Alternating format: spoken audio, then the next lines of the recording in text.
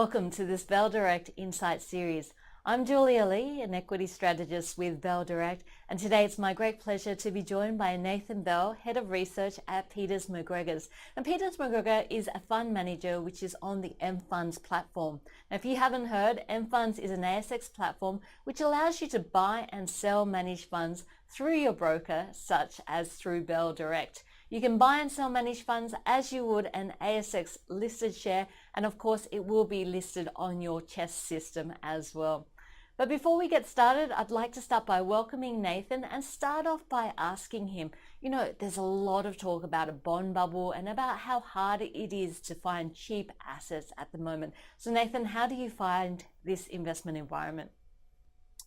Yeah, so I thought come middle of February, we were actually headed for some more value, and everything is roared back. I think they've counted something like 27 or 28 central bank interventions since then, so they really don't want the market to fall. That said, valuations are very high around the world, particularly in the US.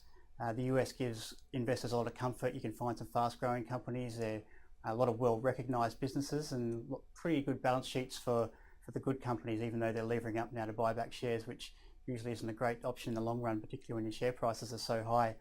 But despite the challenges, the good thing about high valuations is that you're bound to get more volatility. So when we get periods like August last year and February this year, they're the opportunities you want to make the most of, and you can buy stocks that you really like at attractive prices.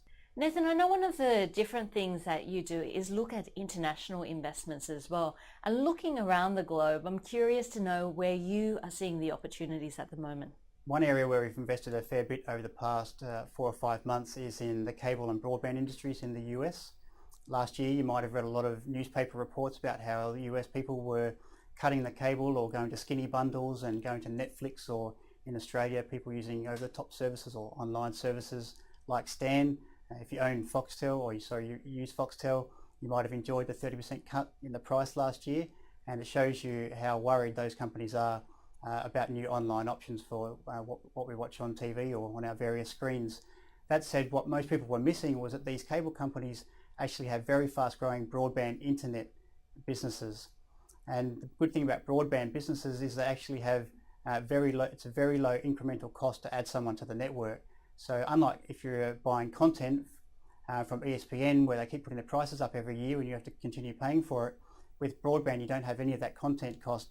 So the incremental profit margin on adding someone to the network is in the high 90s. So people seem to be missing that, and it's an area where now finally the analysts are starting to pay attention. So plenty of interesting ideas there. What about in terms of currency? How do you manage the currency risk related with international investing? The way we tend to think about currencies is we look for extremes. So when the Aussie dollar was at 90 cents, that was very much at one end of the long-term spectrum. And again, if we saw the Aussie dollar going below probably 60 cents, that would be an area or a time we'd probably think about putting hedges on. But we merely use hedges as a source of protection rather than trying to create money out of it. We don't like forecasting currencies. It's extremely difficult. But the one thing I'd say is if you're a genuine long-term investor and you're going to invest for decades or more, then over that sort of long time frame, the returns you're going to get are basically the returns you get on the individual stocks you buy. Over those sort of long periods, the currency fluctuations tend to wash out. So you've really got to be buying the right companies at the right prices. Okay. And now if I can ask you about your investment process, can I ask you to give us a little bit of insight into what happens at Peters MacGregor? Yeah, we're a concentrated portfolio. We tend to prefer 4, 5 or 6% positions to owning 100 stocks at 1% or 1.5 or 2% each. We believe in doing a lot of research and making sure we understand the businesses inside out. Because you can't afford to have too many big mistakes in a concentrated portfolio, we tend to stick to businesses that have been around for quite a while, or where we think there's a lot of sustainability or a lot of predictive power in the earnings. So we won't find us in high-tech industries generally, but we own a lot of companies that are selling modern services. So we have a small holding in Expedia. We own these broadband companies. These are all modern services, but we have to be comfortable about the sustainability of those earnings. And for that reason, usually the companies have dominant market shares. That's what protects us, that and paying a cheap price to start with. And I want to end with asking you about your best and your worst investments in the last year. Let's start off with the worst. So 2 or 3 years ago, we invested in a company called Tesco. It's a UK listed company. It's very much the Woolworths of the UK industry. The difference between the UK grocery industry and Australia was it is more competitive over there. And basically the story was it was a wonderful company, had been growing very quickly, had some good international operations, and was trading on about 10 or 11 times earnings, plus it owned its property portfolios. So unlike Woolworths and Coles in Australia, which lease all their property, this company had very hard backing in terms of its valuation because of the properties.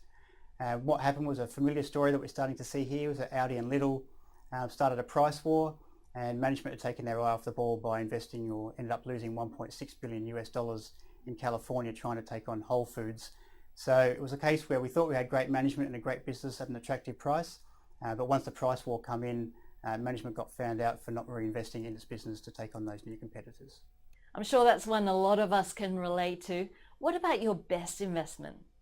This is an easy one. A company called Liberty Broadband, which we bought in middle of February. It's just very coincidental that the market happened to be at a low point at that point in time when we bought it. Its biggest investment was in Charter Communications, which has now received approval to buy Time Warner Cable. That will make it the second largest cable company in the US. And this is very much on the theme that broadband is going to continue to grow as we use more services like Netflix and Stan. We need excellent broadband and people are prepared to pay up for it. So it's very good for the margins in the business and the markets recognise that very quickly.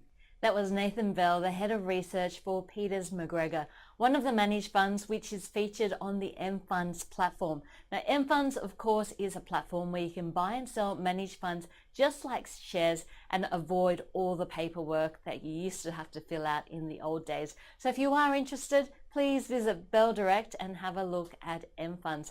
Thanks so much for joining us and see you next time.